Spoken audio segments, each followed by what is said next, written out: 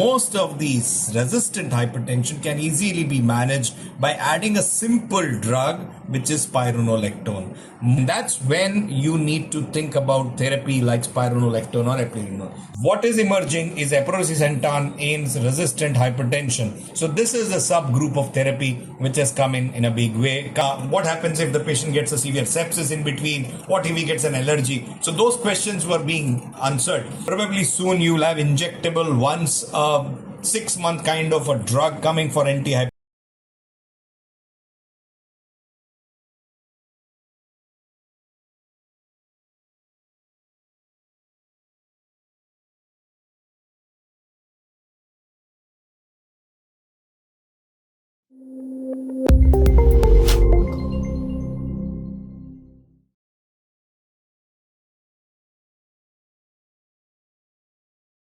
Welcome, sir, and thank you for joining us. Hi, good evening, Sarika. How are you? Good to be back. It's been a while, quite some time that I was here on the platform. I think it's high time that we still get back to the high voltage academics that we always do. I always love to be on this platform, and good to be taking something that is very much important and clinically relevant for everyone. So, without much ado, I think I can start with the recent advances. Is that fine, Sanika? Yes. Right. So what I'll do is I'll try to keep the topic very much relevant to two aspects. One, I will not go into a lot of pathophysiology, why it happens, what can you do, what cannot be done, etc. It's a separate topic in itself. We are talking and focusing on management. So before I take you through the nuances of the same and what new therapies are emerging, which I will also try to summarize at the end by the take-home messages, most important thing that you must remember is which is often overlooked, the secondary causes of hypertension, which includes renal parenchymal as well as renal vascular causes, which means renal artery stenosis or CKD. Other two important things that are often missed include, number one, obstructive sleep apnea. This is the subgroup of patients who come to you with obesity, snoring, and then they are overlooked and not diagnosed of that history, and that's what leads to adrenergic drive and responsible for hypertension, which is uncontrolled. And number three that you should know is that most of these resistant hypertension can easily be managed by adding a simple drug, which is spironolactone. Most of these patients are either not on adequate dose of first three drugs of antihypertensive regimens, including at least one diuretic. But if they have been on that, then all you need to do is add a spironolactone in resistant hypertension, because these are patients who secrete have activated renin-angiotensin axis with the aldosterone activation, which needs to be blocked as the treatment of choice. So that's what I'm going to take you through. Apart from that, I'm also going to take you through various important aspects in management strategies that have come out, the newer therapies, how they are going to change the way we practice. So once you find a patient of resistant hypertension, what you need to do, as I said, is optimize 3-drug regimen. Then make sure that you have actually given full dose of them, and this includes one diuretic, and you can substitute chlorthalidone or indapamide if they are not already been on that drug, or you can interchangeably use those drugs. But once that's very common, most of the patients, most of the consultants who are part of the meeting today would know that once you're on these drugs and still patient's blood pressure is not coming under control, that's when most of the patients actually approach or change a doctor. And that's when you need to think about therapy like spironolactone or Aprocitentan. So that's the most important step that you should take home.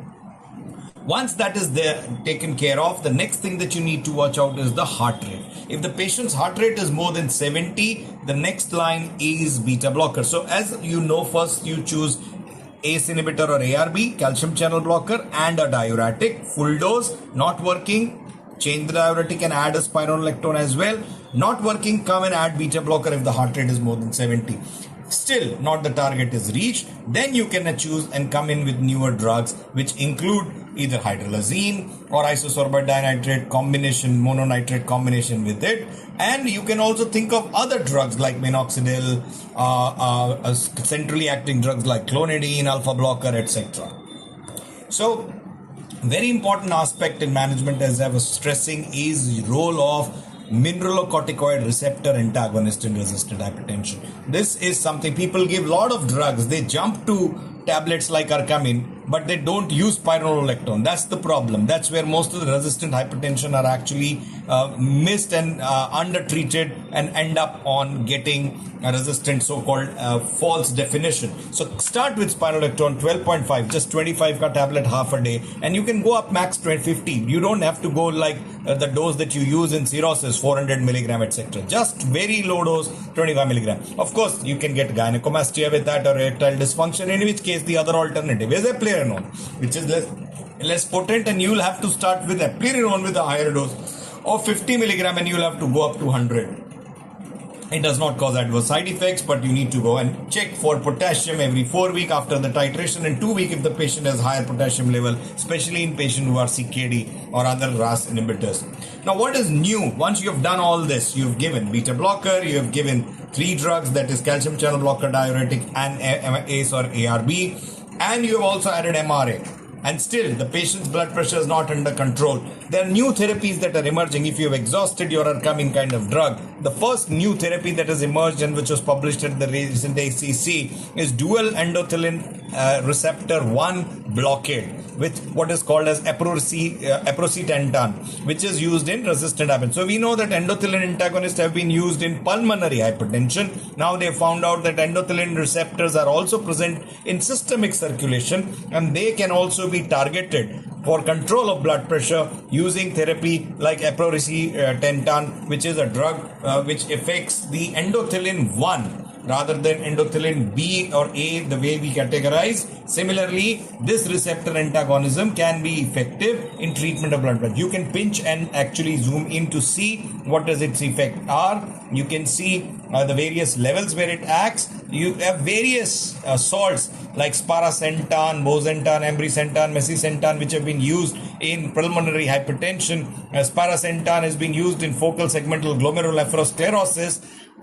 What is emerging is aprocitentan in resistant hypertension. So this is a subgroup of therapy which has coming in a big way, will come probably in couple of years to our country as well. So once you have exhausted drugs, once you are done with, as I mentioned, 3 class first, then beta blocker, diuretic, MRA, alpha blocker. Recently I had one patient, and make sure that you've ruled out secondary causes. Like I mentioned, 20% of the patient come with obstructive sleep apnea, very commonly missed. This is one disorder which you treat CPAP with CPAP therapy and patient's blood pressure comes under control.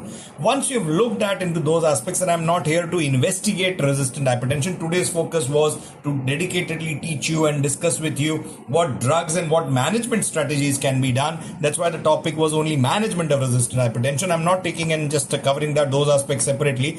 But beyond that, what are the options that are emerging? One is the new drugs on horizon. One I've talked about, aprocitentan. Other is renal denervation therapy. Third is carotid baroreceptor activation. So vagal nerve activation will cause hypotension and bradycardia, as we know. Just like sympathetic, the opposite of it, higher heart rate and blood pressure you get with sympathetic activation. So amongst the drugs, 3 classes of drugs are emerging. One is angiotensin antisense oligonucleotides. Now this is important because we used to think about now that the lipids can be treated with injectable therapy once in 6 months with therapies like inclisiran. Can't we have an injectable emerging which can be given for hypertension once in a long duration? And that's where the angiotensin antisense oligonucleotides are emerging. Next is endothelin antagonist. I just gave you a sneaky preview with aprocitentan as a therapy. And then the next is aldosterone synthetase inhibitor, because now that we know that the resistant hypertension gets treated by therapies like mineralocorticoid receptor antagonists, so people are targeting the synthetase inhibitors as well. So let's go to each one of them one by one.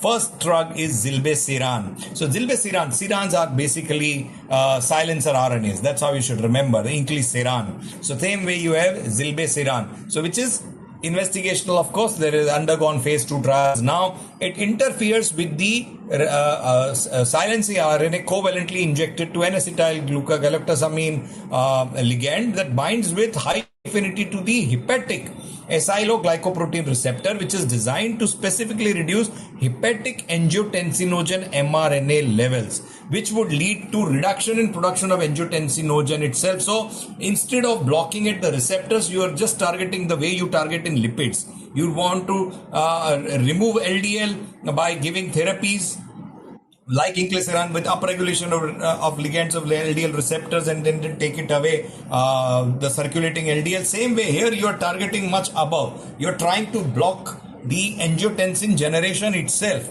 and this is the RAS inhibition approach, which is totalitarian. You are just completely knocking off the RAS, and hence the extra hepatic angiotensinogen expression may be preserved, limiting off targets in the kidneys and other tissues, and hence renal failure will not occur, because angiotensin, if you knock down in kidney, you can have other catastrophic side effects. So again, same way, you are targeting only the liver where it works in the periphery. And this is the photograph. Again, you can pinch and look it up. What it does, it inhibits the angiotensin mRNA. You also had therapies like direct renin inhibitors like aliskiren, which were withdrawn because they were more likely to cause stroke rates in trials like atmosphere and altitude trial, while the ACE inhibitors and the lower down blockages we are already doing with the various therapies. So vasoconstriction, inflammation, etc., which happen with the therapy, can be blocked right above with the therapeutic targeting by the inhibition by the angiotensinogen mRNA. And this, as I told you, is a RNA based approach to targeting the RNA interference therapeutic agent, which is Zilbesiran, and it is basically nothing but the antisense oligonucleosides where it is acting, and it's helpful in preventing the target mRNA being degraded in the target RNA, hence the angiotensinogen production being reduced. And this is the mechanism of Zilebesiran as a silencer RNA therapeutic agent, by binding to the ligands and preventing the change in the degradation of AG7 mRNA, and angiotensinogen levels are reduced. So that leads to reduction in angiotensin, etc., and all the mRNA cascade is inhibiting, leading to reduction in blood pressure. Now, this was studied over 24 weeks as an injectable therapy, single dose given. Remember, single dose given over a period of 24 weeks, which is almost 6 months. And you can see the effect compared to placebo arm. There is reduction, percentage change from the baseline is practically in all when you compare the levels of the patient's RNA levels of expression of the angiotensinogen levels. So the single effect of 800 milligrams sub-Q leads to decrease in both serum angiotensinogen and 24-hour ambulatory BP. There is no drug-related hypotension. There is, some people have wondered what will happen in patients if there is volume depletion, patient has dehydration, patient is having active bleeding when you have completely blocked and there is no vasoconstriction. How will a patient survive acute bleed? What happens if the patient gets a severe sepsis in between? What if he gets an allergy? So those questions were being answered, and that was published in JAMA recently in the article, where they looked at 394 patients randomized with 377 analyzed with dose titration analysis, 150, 300 and 600 milligram, to look difference between the least square counts change from the baseline or 2 months in 24-hour ABPM. So what they found out, that the blood pressure change was 7, 10 and 8.9. So 300 to 600, there's no much difference. Placebo also had higher actually rise in the pressure. So this is root square mean reduction in systolic blood pressure in patients who were given Zilebesiran. So in combination with the standard care, this was studied. Patients who were screened were 4,000 plus, 1,500 were randomized. They were given either of the three standard pillar of drugs, which is either diuretic or amlodipine or olmesartan, and then they were randomized either to placebo or to Zilebesiran, as you can see. So patient is taking either of the three drugs and then is given additionally Zilebesiran. What happens? Look at the 24-hour Cardia 2 trial. When the 3 months blood pressure they looked at, and they found out that the blood pressure change, root squared mean change, was more than 10%, almost 22% millimeters of mercury, 20 near between 10 to 20% more so in indapamide, because remember, when you give diuretic, it accentuates the effect of RAS inhibition, and that's the same mechanism still holds true with Zilebesiran. Not so much with the olmesartan, because it's the same mechanism of action that you're anticipating on the same line. So this drug has now shown a significant reduction in blood pressure. One single shot, and you can have probably one drug knocked out over 6 months. So that's how this works. Next drug is Zilebesiran, which is oral aminopeptidase inhibitor, brain aminopeptidase inhibitor. So it's basically effective angiotensin 3, which is an effective peptide of brain RAS, exerting the tonic stimulatory control of blood pressure. Zilebesiran is orally active brain penetrating product, selective and specific aminopeptidase inhibitor, which reduction in vasopressin and sympathetic activity and also increase in baroreceptor activation. This also has shown in overweight individuals primary endpoint with a change in blood pressure from baseline mean of systemic blood pressure changing from 155 to 145 and 100 to nearly 85 to 88 in the diastolic pressures. So the next group of drug in similar patients who are resistant is aldosterone synthetase inhibitor. So Bextrostat is another drug which is probably going to target treatment resistant for suppressing the hormone synthesis rather than blocking the mineralocorticoid receptor. So the therapy that you're targeting, the spironolactone, the eplerenone, instead of that, we are actually now targeting the hormone synthesis itself. It's in phase 1 trial, and Bextrostat has high selectivity, a ratio of almost 100:1 to aldosterone synthetase as compared to enzyme for cortisol, and hence it's going to be a specific mineralocorticoid enzyme hormone synthetase inhibitor, which is going to be hitting the markets next. So the change with Bextrostat, if you look, is almost 25 versus 14 in systolic and diastolic over a period with 2 milligrams of dose. With 0.5 it's less, but 1 milligram it's almost 17 and 11 of diastolic. But as the only concern may be that the patient can end with hyperkalemia. So Bextrostat increased potassium to 6 or greater in only 2 patients, but these increase did not recur any withdrawal or reinitiation. So you can be cautious about potassium levels, but this drug works pretty much safely by reducing blood pressure. So these are the 3 drugs that are on pipeline. Probably soon you will have injectable once 6-month kind of a drug coming for antihypertensive, and then you will be saying that just like your lipids, you just need an inclisiran shot, you may have 1 shot of antihypertensive agent as well. The next thing that came in was renal denervation therapy. Now, this is very interesting. Renal denervation therapy had 3 trials. All 3 had different results. First trial was called Simplicity 1. And in first trial, they showed that when you give electrophysiological current to the renal artery ostium by intervention cardiology, it reduces blood pressure drastically. So this was a catheter-based radiofrequency ablation, which was done by interventional cardiologists. Now they have come up with ultrasound ablation. So first trial was effective, but then people said that you're doing this and this may be actually more of a psychological effect to the patient, that he has undergone some procedure and that's why he feels more relaxed and blood pressure come down. So they designed a trial called Simplicity 2, and there what they did a sham trial, which means the control arm underwent also a procedure but the energy was not delivered. And surprisingly, in that trial they found out that those where the current was not given, even there the placebo effect was so good that there was no difference in blood pressure between the two. So then therapy was taken aback. So this I'm talking about almost a decade back. So Simplicity 1 ka benefit was lost in Simplicity 2. So they had to design a new trial, and then they realized how the receptors, the adrenergic receptors are present in the renal artery ostium, more near the ostium, less in the parenchyma. In their density, we need to know where you give allergy, which you need to ablate, how do you do this renal denervation therapy. So basically, you're giving the radiofrequency energy to the renal receptors which are present of the sympathetic outflow in the renal vasculature. This is what the therapy is, and this is done by just like renal angiography. You do renal angioplasty, same way the catheter is put and you deliver the energy and denervate the adrenergic receptors in the renal artery ostium.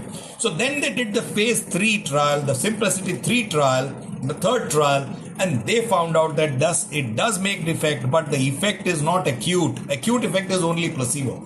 The long-term effect comes in patients who are resistant to drug therapy, who don't have other causes, who have already exhausted all therapies. They can undergo renal denervation therapy, and this can lead to improvement at 6 months. Benefits are seen at long-term follow-up ranging for 12 to 36 months after the procedure, not in the acute phase.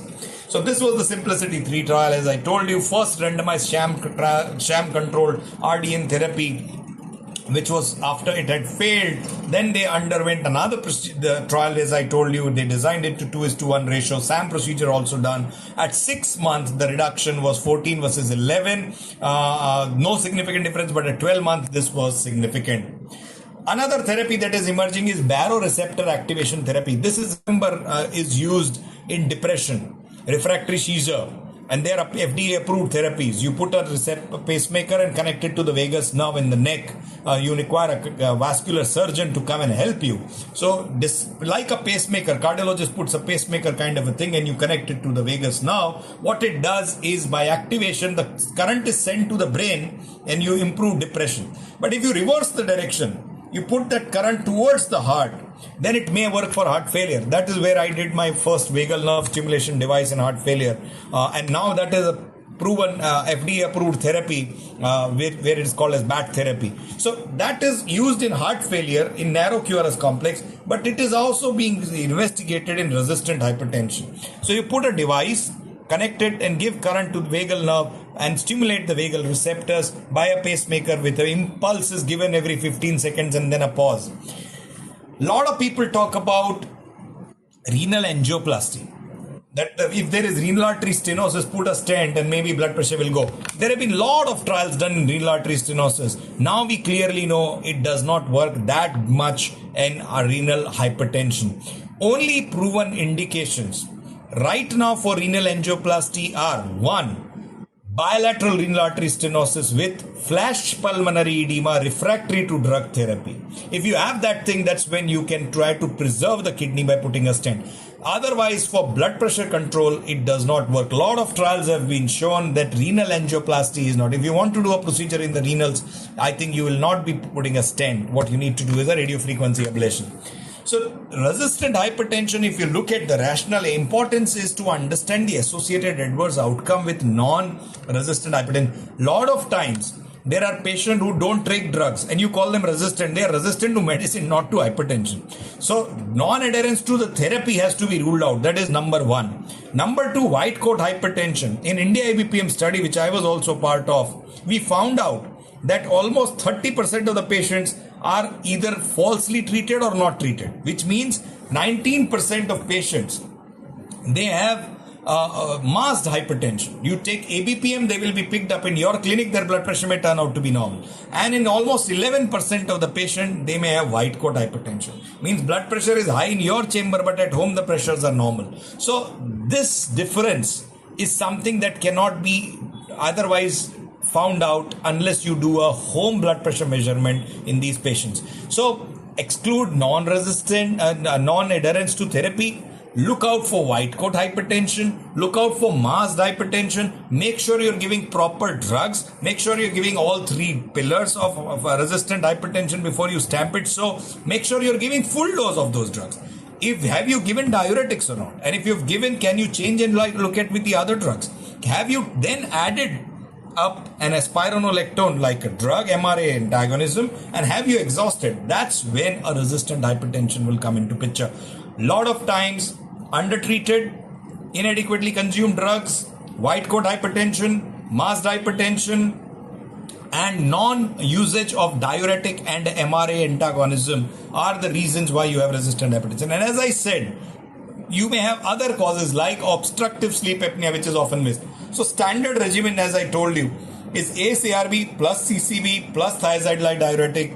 You should prefer chlorthalidone over hydrochlorothiazide. Consider vasodilators. Also, you may add beta blocker. Consider aldosterone antagonists like spironolactone and eplerenone. Add alpha blocker if selected beta blockers does not have alpha blocking property.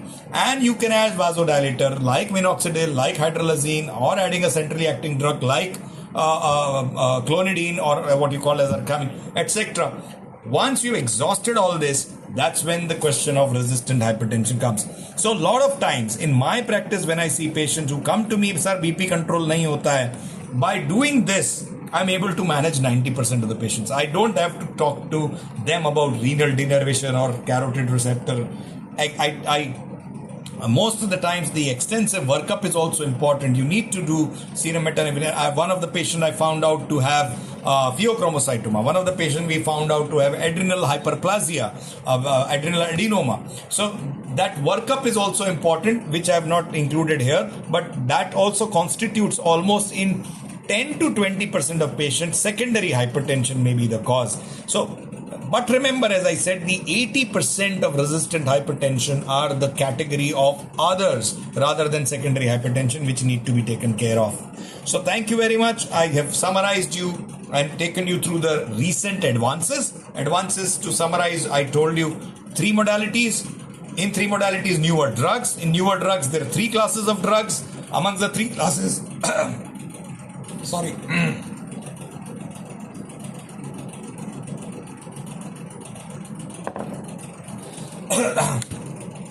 One is injectable. Pretty exciting. Zilbesiran may be going to change the way we practice medicine. So that's the presentation I had. Let's go to questions, and I'll also be interested in doing some discussion with Sanika and all of you who are there and have joined today. Thank you very much. Thank you.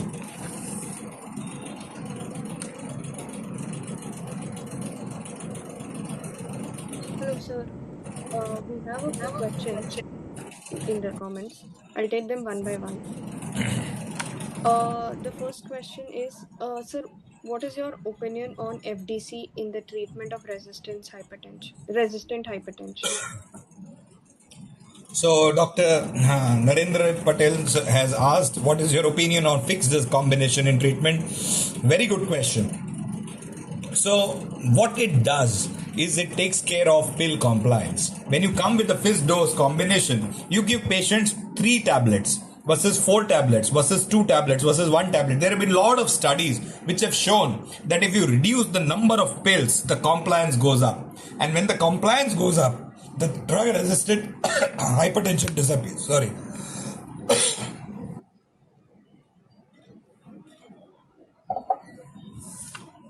So FDC is important.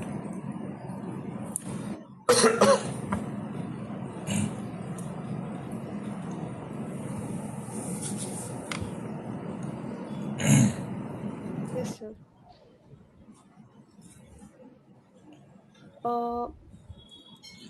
There is one question by Dr. Ravindra Kulkarni. How to differentiate malignant hypertension from resistant hypertension? I'm sorry for my bad throat. Yes, sir. Yeah, Dr. Ravindra. So, resistant and malignant, good question. Resistant is blood pressure not reaching the goals despite the 3 drugs, including diuretic. That's resistant. While malignant is something that is like malignancy. Malignancy as in it is causing target organ damage. If you have stroke, if you have bleeds, if you have MI, if you have dissection, if you have renal shutdown, if you have failure, that's malignant hypertension. If you have complications of blood pressure, which may be not on drug or maybe on drugs and still not controlled, that's malignant hypertension. So malignant hypertension includes 2 entities: hypertensive emergency, hypertensive urgency. What is emergency is something that you need to admit and manage right away, which includes stroke, dissection, renal shutdown, pulmonary edema, and acute myocardial infarction. If you have any of these, it's a hypertensive emergency. Urgency, blood pressure is more than 180 of systolic. Patient does not have any of these and can be managed with 24-hour window. That's urgency. Both of them constitute malignant. Of course, hypertensive retinopathy. So, malignant hypertension needs to be treated urgently. Resistant hypertension is not something that you need to treat 24 hours. It's something that you can buy time, and it is something that is not being responding to current medication. That is what is resistant. So you may have blood pressure of 150 by 6, say 80, and he's on 3 drugs, including diuretics.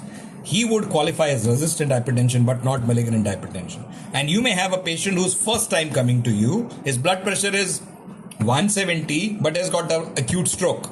He's a malignant hypertension. He may be on treatment, he may be first time detected, he may be drug defaulter. All of them would not matter and he will qualify as a malignant hypertension. Resistant is once you're on drugs and blood pressure is not to the goal. That's the difference. So good question, Dr. Ravindra. And that's where probably, let me go back to the first question. FDCs.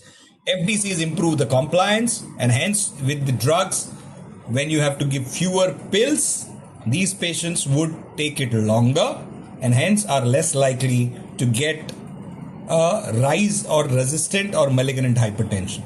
That's why FDCs will matter. Any patient, most of my patients who come to me after seeing some other cardiologists come to me, some of them they tell me, sir, आपके पास इसलिए आए ताकि आप दवाई कम कर दो. And the way you cannot take off drugs, so the way you do it is by doing FDC, because that's more easy. 1 tablet in morning, 1 tablet in evening. That's the end of the story. Like you can give 5 pills in two tablets, 5 drugs.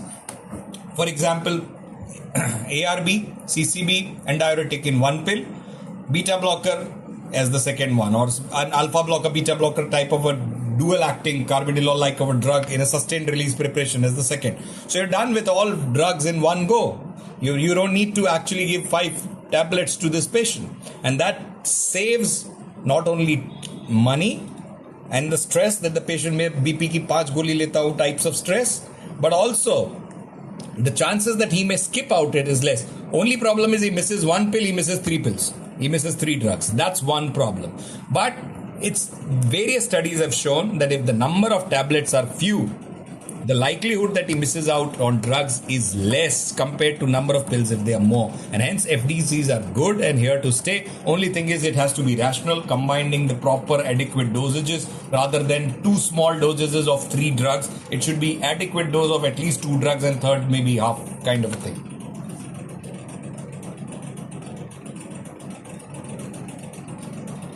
We have a question by Dr. Narendra again.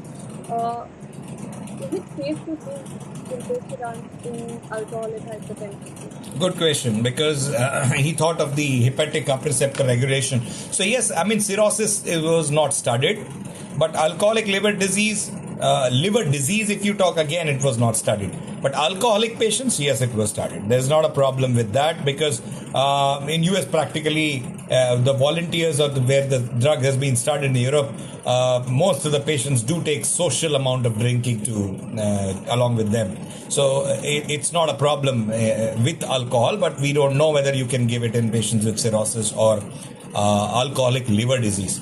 That is, in any trial, these kind of patients would be excluded in the beginning phase. So you would not know whether it's okay with CKD or alcoholic liver disease, etc. So again, a question by Dr. Narendra here. Are these newer drugs effective, indicated in hypertensive urgency or emergency? Good question. They have been not studied in hypertensive emergency or urgency. They have been studied in resistant or patients already on some standard care of therapy who are not controlled. So not in emergency urgency. They have been studied only in patients who have hypertension and are already on drug and are not controlled. So they are for resistant but not for emergency urgency. And I think it's going to be a matter of time when Zilbesiran comes in India as well, because a lot of patients don't want the stigma of taking pills regularly. We can see that already happening with inclisiran. A lot of patients actually want to switch from statins to therapies like this, where they can take 1 shot of drug and the lipid is taken care. Same way, if one take 1 shot of injection and it takes away their antihypertensive effect for 6 months, why wouldn't somebody not be keen? So 24 weeks of effect of receptor upregulation. So it would be really interesting also from the mechanism of action, mechanistic point of view, because you are knocking off the angiotensinogen, which is extra renal. From the renal perspective, you need it for auto-regulation from the nephrons, as we know. You need renal perfusion with angiotensin to be regulated because that's what provides the renal glomerular pressure for the filtration. But the extra renal is where it acts on the vascular structure. That's where they are probably trying to target this therapy.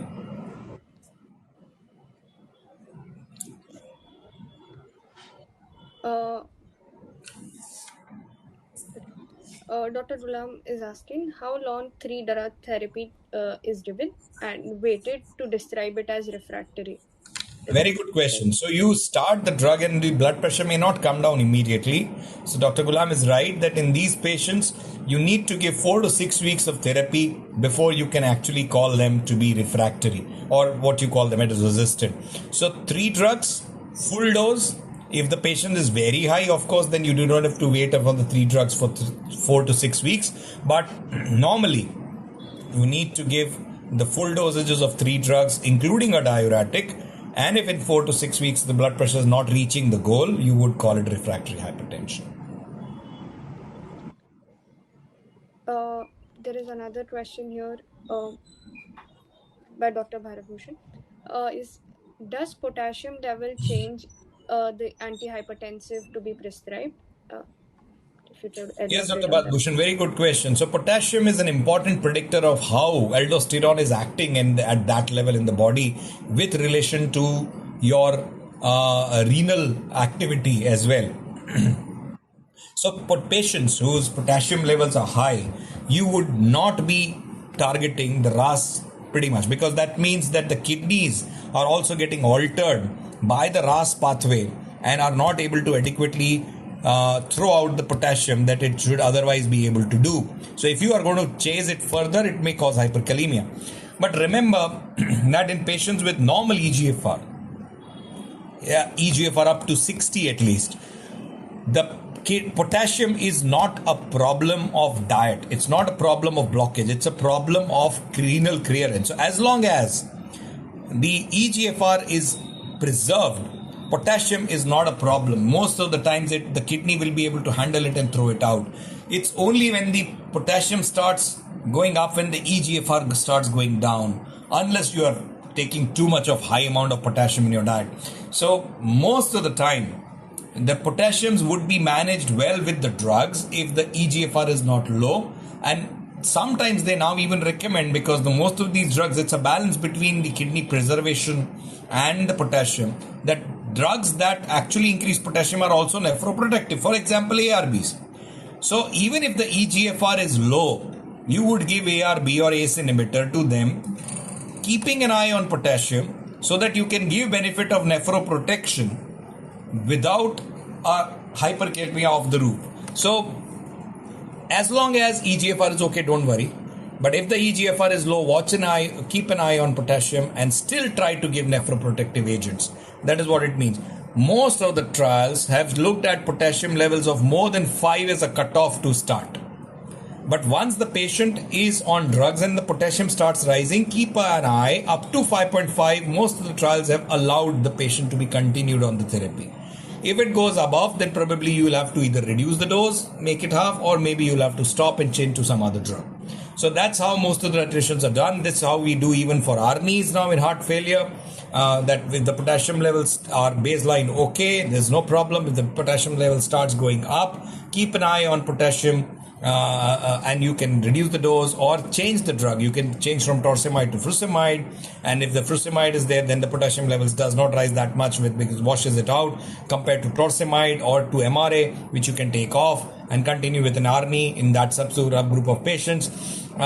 Potassium is a problem, but there are studies with even eplerenone and spironolactone to show that they also can very well safely be given around 5 to 5.5 of potassium without much of an ado, without much of a problem for hyperkalemia. That is of clinical importance.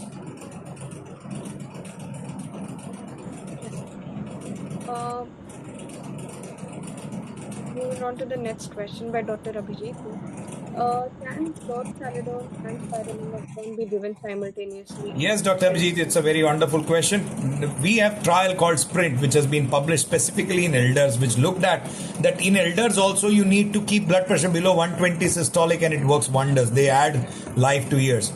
Yes, you can give chlorthalidone with spironolactone. Remember, chlorthalidone dose for antihypertensive, we have shown and published that paper in JAC, Journal of American College of Cardiology, that chlorthalidone as low as 6.25 and 12.5 can work wonders. You don't have to chase 25 and 50, which used to give electrolyte imbalances. So start with low dose, and combine with spironolactone. No problem with it. You can definitely give both of them simultaneously, including in elders. Just keep a watch on potassium and watch on sodium as well. With chlorthalidone, a lot of elderlies do get hyponatremia as well. Sometimes I do combine that with tolvaptan if required, as long as patient is well hydrated and he is not volume depleted, to manage potassiums if sodium levels if they are low, and still give them diuretics, but especially in heart failure. But otherwise, giving these two drugs is never a problem, irrespective of their age or for that matter with gender. So you can give it to both the genders in elderly as well as young patients. thank you, sir. Next question is by Dr. Prani. What is the treatment of resistant hypertension in diabetic CKD? Yes, good question. In diabetic patient, remember the goal of blood pressure is not 140, 130, 10 below. So you need to keep it below. Resistant hypertension in diabetic CKD most often emanates from the renal parenchymal disorder. Most of these patients have developed diabetic kidney disease. One good therapy that has emerged in diabetic kidney disease is Finrenone, where you can use it. It's a mineralocorticoid receptor antagonist, and more important than that is that it also prevents worsening of USCR, proteinuria, and prevents heart failure worsening in a patient who's already having diabetic kidney disease. So Finrenone is one new therapy that has emerged. Whether you can use it as an antihypertensive or not is yet to be established, but you can use it to surely prevent progression of diabetic kidney disease, and it also works wonders for blood pressure.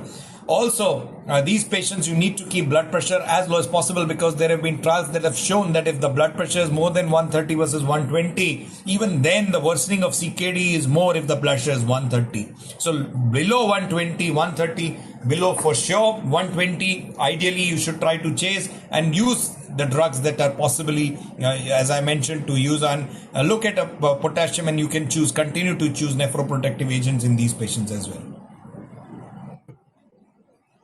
So continuing diabetic topic, there is one more question that has come. How these drugs work with type 2 DM patients, and if patients take injectables, how well does it work? Yes, these drugs work pretty well even in type 2 diabetes. If you're asking about the classical drugs that we use, MRAs, and I just mentioned about Finrenone, I also talked about other beta blockers, etc., that can be used, Dr. Bhupesh. But injectable therapy in terms of diabetes, if they are taking something, there should be no drug interaction. Only question is with Zilbesiran whether it's fine. There should not be any problem. The mechanistically they both are different. I don't have any idea if they were used in injectable diabetics in those subgroup of patients, because the trial that was designed was initially in patients who were otherwise healthy, which means probably they included some of the patients with diabetes, but most of the patients were surely not on injectable diabetic drugs. So how it works otherwise with interaction theoretically should not be a problem, but we'll have to watch if the time goes by. Sir, you mentioned Zilebesiran. So can you please summarize? There's a question here. Good. So side effects. Side effects of Zilbesiran, yes. So side effects of Zilbesiran, basically hyperkalemia was noted in only 2 patients. Very few, very rare. As I showed you, more than 700 plus patients. So very rare, 2 patients had hyperkalemia. But even those patients did not require the drug to be stopped. That is number 1. Number 2, the local site allergic reaction, which they always mention for any injectable therapy. They don't know whether when you knock down vascular angiotensinogen, if the patient develops diarrhea or if he develops hemorrhage, whether to survive that vasoconstriction, which is important mechanism for these patients, will work or not, we don't know. That is one thing we are not aware of. So that's a theoretical question. What happens to a patient with dehydration, shock, blood loss, These patients, whether Zilbesiran, which has knocked down your angiotensin and vasoconstrictive property for 6 months, whether you'll end up with a massive shock if you bleed, we don't know. But otherwise, it's a very safe drug, just like other inclisiran. 2 patients only had hyperkalemia. The incidence would be less than 0.5%, which is very, very safe. ACE inhibitors, ARBs cause more hyperkalemia than that. And local site reaction, flu-like reactions. That's all that you can expect. Otherwise, no side effects were noted with Zilebesiran. Thank you, sir. So there's one question here. Can you adjust the doses? How to adjust the doses of FDCs? Good question. So FDC's dose adjustment, I usually go by the good thing about India is that you get all kind of combinations in all kind of dosages. So you can choose between them. Most of my times I go with full dose of calcium channel blockers for sure, because a lot of patients are if they are given low dose of calcium channel blocker, they will not have effect of the antihypertensive action. So Dr. Suchita, what I do is I make sure that I'm using good dose of CCBs in that FDC, which means it has got 10 milligrams or at least 5 milligrams of amlodipine or cilnidipine, then it is 10 or 20. That I am giving. And then also I'm targeting the usage of ACE or ARB as the full dose. So no point of 2.5 ramipril or just 20 milligram of telmisartan. At least 40 or then try to make it 80 by VD. That's what you can try to do. Diuretic you can continue with low, because all you need that diuretic is not for natriuresis, or you need that just for the vascular mechanism and also activation of RAS, which is being blocked by the ACE or ARB that is given in the FDC. So try to target full dose of first CCB, second ARB, and then only think of diuretic. Diuretic you can go low, but other two you need to go with full dose as much as you can. That's how I change and choose between the drugs. Other what I can do is sometimes is when I'm combining the FDC includes beta blocker, I look at the heart rate. So then I can go with 25 if the patient's heart rate is between say 60 to 70. If the patient's heart rate is say 100, I will go with 50 and maybe even go BD of metoprolol. So I look at the heart rate for beta blockade kind of a thing. I look at the blood pressure. I need to target starting with the CCB as the first therapy and then up titrate with the other two.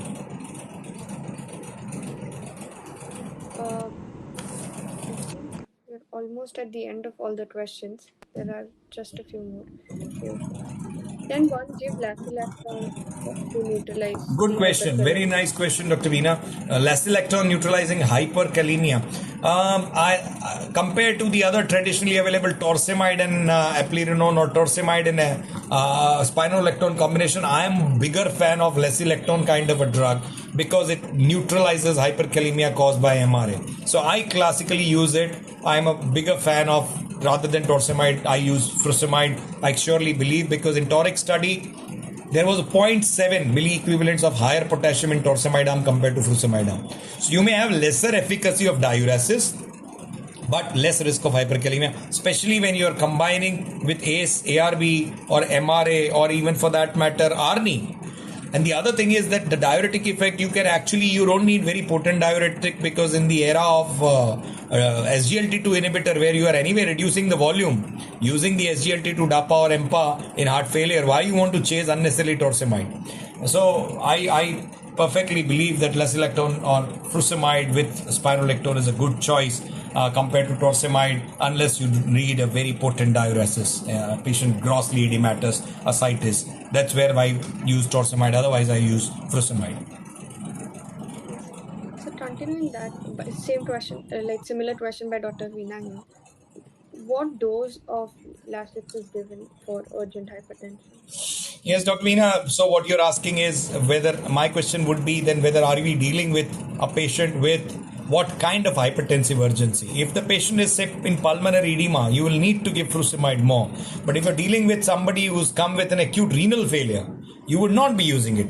Same way, if you have a patient who's come with hypertensive encephalopathy, CNS complication, you would prefer to use a calcium channel blocker. I would say nicardipine. It's not available though classically, but a lot of patients do tend to use nicardipine, IV nicardipine in West. If the patient is in failure, of course you will have to give furosemide in that matter, apart from enalaprilate IV if you want to use, or IV nitroglycerin as we use in hypertensive heart failure. So again, the other point is, lot of vials don't work. There have been a lot of studies where they've looked at a trial called Bolus, where they looked at 5 ampoules stat versus 5 ampoules in infusion, no difference. So 5 ampoules of stat or 5 ampoules of infusion actually leads to lesser hypotension if you give it in infusion. I don't give more than 40 to 80 milligrams, that is 2 ampoules max. I start with 2 ampoules stat, that's it. And then just keep a watch how the patient is behaving. You don't need to deplete the volume, you reduce the preload after load more, so to bring the blood pressure down. Good therapy in a peripheral center is IV nitroglycerin. Start IV NTG. Good thing is if blood pressure drops, you stop it, the effect goes away. So that's the good thing. And you can go up. You can go from 20 to 200 micrograms, which is, again, you remember, is not dependent on the weight of the patient. So if you're making an infusion pump, it starts from 0.6 to, you can go up to 12 ml per hour of nitroglycerin infusion. So that's the titration, that margin it gives you. So nitroglycerin is a good choice. Don't push a lot of Lasix or furosemide injectable. Just 2 vials unless the patient is congested. That's it. Otherwise, if the patient is not very much congested, you don't have to push IV furosemide just to control blood pressure. 1 ampule or 2 ampule is good enough, because more you give, more renal compromise is likely to happen. Yes, sir. There's a question by Dr. Ninad here. Can we combine ARNI and telmisartan? I think there is no point of that, because you've already combined, you're already giving valsartan in ARNI. So telmisartan along with it makes no sense. So I think it's not a good choice to do, because theoretically also it's not been studied. Practically also there are no trials, and the mechanism of action would not be complementary. Instead, I would combine it with, say, hydralazine or with nitrate, so that you reduce preload after load with a different mechanism of action. So telmisartan with ARNI is not a good choice. If you're giving, for that matter, with any ARNI or ACE is actually contraindicated, as they say, because the sacubitril will actually cause bradykinin accumulation and can cause angiophylaxis, as was known with omnapratilate, the older version, the mother of this ARNI, which caused more incidence of angioedema, and that's why it was not used with ACE. And that's why probably, I mean, the ARB and with the ARNI probably will not have any synergistic effects. It should not be used. Okay. Sir, here. Dr. Gulam is asking, Telma 80 mg or Telma 40 with methoxyl if BP is not controlled. So heart rate, again, see, good thing is that what we know, that if somebody does not respond to telmisartan 40, is very unlikely to respond with 80, because he is a renin non-secretor. Remember, there are 60% of the patient who are renin secretor, 40% who are renin non-secretor, which means their renin-angiotensin axis is not activated. And for that is the reason that you add diuretic. When you give diuretic, you cause natriuresis, you trigger the renin-angiotensin axis, and you start more renin secretion, and that's how the telma starts working when it's combined with diuretic. So, renin non-secretors will become renin secretors only in 20%. Still 20% remaining. Out of 100, 80 will be responding, so 20 will still not respond to telmisartan. And that is why combining drugs is a better strategy rather than single full dose of one drug. And that's why now most of the guidelines also talk to you to start up directly with direct combination therapy, it's fine. But again, with metoprolol, again, remember, European Hypertension Society allows you to do that up front, but you look at the heart rate. I usually look at the heart rate when I'm choosing a beta blocker. If heart rate is more than 80, that's when you should go in with beta blocker. If it's less than 80, probably the sympathetic tone is not high. Maybe I'll combine with amlodipine if the blood pressure is more rather than metoprolol. So it's the second last question here by Dr. Bharat. Is that atenolol was banned, but then it is available in the market again. So what is your take on this? So that's the what I say, the gimmick or the noise levels actually telling us and misguiding us that happens. Atenolol was never banned. Atenolol failed in the trials to show mortality benefit, and it brought a bad name to the whole repute of beta blockers. So it's the pinpointing of fingers to atenolol with one two meta-analysis actually. One was with the meta-analysis published by Bu Kalberg, and the other was with Sripal Bangalore. Both of them said that most of the trials showed that beta blockers were inferior to placebo in preventing events, though it prevented some amount of MI, but it caused more heart failures and strokes. And that's why it's as good as placebo in prevent reduction. And that's why beta blocker should not be given. And that's why the guidelines changed. And that's why it became the fourth choice. But then people found out that that may not be the case with other beta blockers. So the other beta blockers flooded the market. And that's why the flooding of the other beta blockers actually took the atenolol's sheen out, and people thought it's banned, not available, taken away, etc., etc. Then this current guidelines, when they came and they said that the beta blockers are good, the sleeping giant of atenolol was again woken up. Okay, come on, it's now your time to be back in the market and get sold. And that's how it again started flooding the markets, because beta blockers are back. But again, I think the point is that the beta blockers would continue to be the novel beta blockers that will find a place, not the atenolol. So metoprolol, bisoprolol, and to some extent nebivolol are the three beta blockers that you would use. To some extent carvedilol in heart failure, but otherwise, and as an anti-hypertensive, maybe bisoprolol or maybe nebivolol or metoprolol is something that you would prefer, not atenolol. To end this session, before you give your parting advice here, what is the role of lifestyle modifications in resistant hypertension? Yeah, so what level percentage benefit, what benefits, what category of patients benefit, are blacks more prone to resistant hypertension? A lot of questions from Dr. Naren. Role, very important role. Start with DASH diet. Cut down on sodium, increase your potassium, increase your calcium in diet. You can reduce 10 systolic of blood pressure. DASH diet plan has shown it very clearly. So diet is one. Quit smoking, another 10 systolic. Do yoga, meditation and walking, another 10. So stage one, that's why they say first when you're up to 160 or 140 to 150, for 4 weeks you can surely give lifestyle modification as first choice. If you have these risk factors, if the patient is smoker, if the patient is obese, patient is on a lot of salt diet, which like the Indian diets are, is not exercising, try to give this. Almost 30 to 40% of the patients do respond and can come back. Who would benefit? As I said, smokers, obese, salt eaters, non-vegetarian eaters, non-active patients. These are the patients who will benefit the most, and they should. Black patients are surely more prone to resistant hypertension. Primarily, they believe it's also because of the higher level of vasoconstriction that they have, but also because of the presence of comorbidities like diabetes, obesity, and central obesity, etc., and genetic predisposition to angiotensinogen mutations that may exist. So blacks do have more prone. So lifestyle important. It's important. It forms the basis. It continues to be given to each and everyone. 30 to 40% can be off drugs in stage one if initiated initially, but whether they will maintain is a question that we all need to ask. And as I said, diet, lifestyle changes, weight loss, etc. need to be done.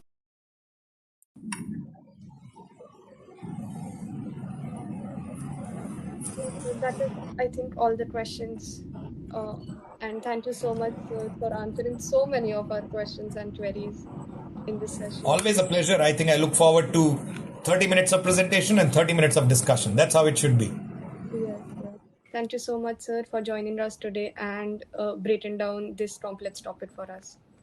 Thank you very much. It was always a pleasure. I had a slide deck of 80 slides to talk about resistant hypertension, but I deliberately cut it down to 20 because I want to come in and discuss their questions that they want to take home rather than me giving sermonizing and preaching you on one way on taking to the receptors at all the levels, which have probably very little clinical implication when it comes to prescribing a medicine to the patient. You should know why it is prescribed, but whether it will change what you write, probably no. But I think the questions that were asked today, very wonderful questions, very important for clinical perspective and also implication to the clinical day-to-day practice. There has been a lot of appreciative comments as well in the talk. Thank you very much. Always a pleasure to be back on the platform. I look forward to being with you and looking forward to host you again for some other session soon. Thank you so much, sir, for joining us. Thank you. Take care and good night, everyone. Bye-bye, Dr. Sanika. Take care, everyone at Medflix. Bye-bye.